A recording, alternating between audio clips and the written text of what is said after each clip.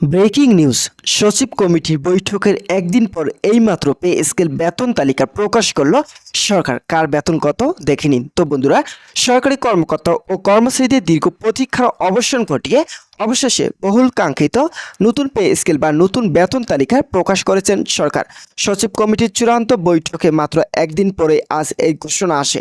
উল্লেখ্য, গতকাল রাজধানী ঢাকায় সচিব কমিটির একটি উচ্চ পর্যায়ে বৈঠকে অনুষ্ঠিত হলেও বৈঠক শেষে প্রথাগতভাবে সাংবাদিকদের আনুষ্ঠানিকভাবে কিছু জানানো হয়নি। তবে সব জল্পনা কল্পনার অবসান ঘটিয়ে আজ অর্থ মন্ত্রণালয়ে সম্মেলন কক্ষে আয়োজিত এক সংবাদ সম্মেলনে অর্থমন্ত্রী আনুষ্ঠানিকভাবে এই নতুন পে স্কেল বিষয়ে বিস্তারিত ব্রিফিং করেন এবং সরকারের চূড়ান্ত সিদ্ধান্ত গণমাধ্যমের সামনে তুলে ধরেন। তো বন্ধুরা, আজকের সংবাদ সম্মেলন অর্থমন্ত্রী নতুন বেতন কাঠামোয় বিভিন্ন গুরুত্বপূর্ণ তথ্য ও রূপরেখা বিস্তারিতভাবে প্রকাশ করেন। সরকারের উচ্চ পর্যায়ের সূত্রগুলো থেকে প্রাপ্ত তথ্য অনুযায়ী জানা গেছে, এবারে পে স্কেল বাস্তবায়নের ক্ষেত্রে একটি বড় ধরনের কাঠামোগত পরিবর্তন আনা হয়েছে। এবার সিদ্ধান্ত অনুযায়ী 3টি ধাপের পরিবর্তে মাত্র 2টি ধাপ সম্পূর্ণ পে স্কেল কার্যকর করার সিদ্ধান্ত নেওয়া হয়েছে। তো বন্ধুরা, অর্থমন্ত্রী জানান, দেশের বর্তমান অর্থনৈতিক পরিস্থিতি, মূল্যস্ফীতি এবং জীবনযাত্রা ব্যয় সামঞ্জস্য বজায় রেখে অত্যন্ত সতর্কতার সাথে এই নতুন কাঠামো তৈরি করা হয়েছে, যা দেশের সামগ্রিক গতিশীলতা বৃদ্ধি করবে। প্রশাসনের উচ্চ ও মধ্যম স্তরে অর্থাৎ 1 থেকে 10তম নম্বর গ্রেড পর্যন্ত কর্মকর্তা ও কর্মচারীদের মূল বেতন বা বেসিক পূর্বের তুলনায় 1 লাফে 40% বৃদ্ধি করার সিদ্ধান্ত গৃহীত হয়েছে। 11 থেকে 20 নম্বর গ্রেডের কর্মচারীদের ক্ষেত্রে মূল বেতন রেকর্ডের পরিমাণ অর্থাৎ 160% বৃদ্ধি করা হয়েছে। অর্থ মন্ত্রণালয়ের চূড়ান্ত ব্রিফিং থেকে প্রাপ্ত তথ্য অনুযায়ী সরকারি কর্মকর্তা এবং কর্মচারীদের 1 থেকে 20 গ্রেডের নতুন মূল বেতন বেসিক এর পরিমাণ গ্রেড অনুযায়ী সমন্বয় করে নির্ধারণ করা হয়েছে।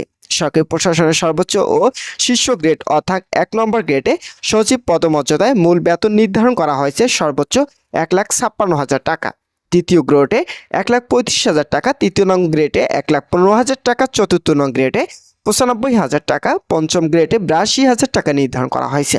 এরপর প্রশাসনের পরবর্তী গ্রেডগুলোর মধ্যে ষষ্ঠ গ্রেডের কর্মকর্তাদের মূল বেতন 72,000 টাকা, সপ্তম গ্রেডে 62,000 টাকা, অষ্টম গ্রেডের জন্য 54,000 টাকা, নবম গ্রেডের জন্য 46,000 টাকা এবং 10তম গ্রেডের জন্য 40,000 টাকা স্থির করা হয়েছে। তো বন্ধুরা, ভিডিওটি এই মুহূর্তে পর্যন্ত এসেও যারা এখন পর্যন্ত আমাদের এই চ্যানেলে নতুন সদস্য রয়েছেন তাদেরকে সাবস্ক্রাইব করার জন্য অনুরোধ রইল।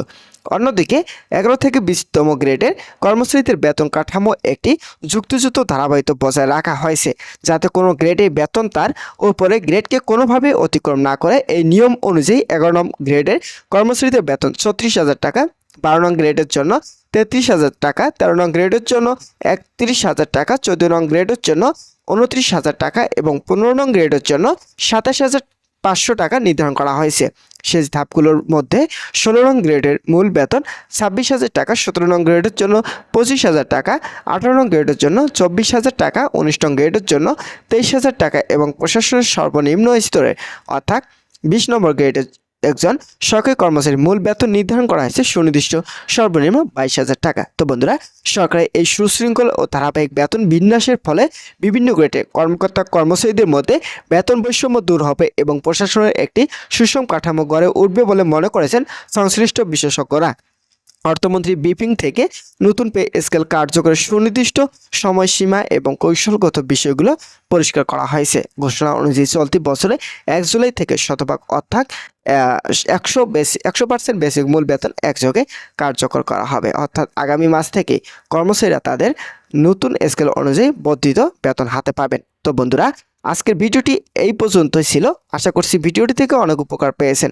তো বন্ধুরা, এই সিদ্ধান্তের ফলে একদিকে যেমন কর্মচারীদের অবিলম্বে নতুন বেতনের সুবিধা পাচ্ছেন, অন্যদিকে সরকারের আর্থিক শৃঙ্খলা বজায় থাকছে।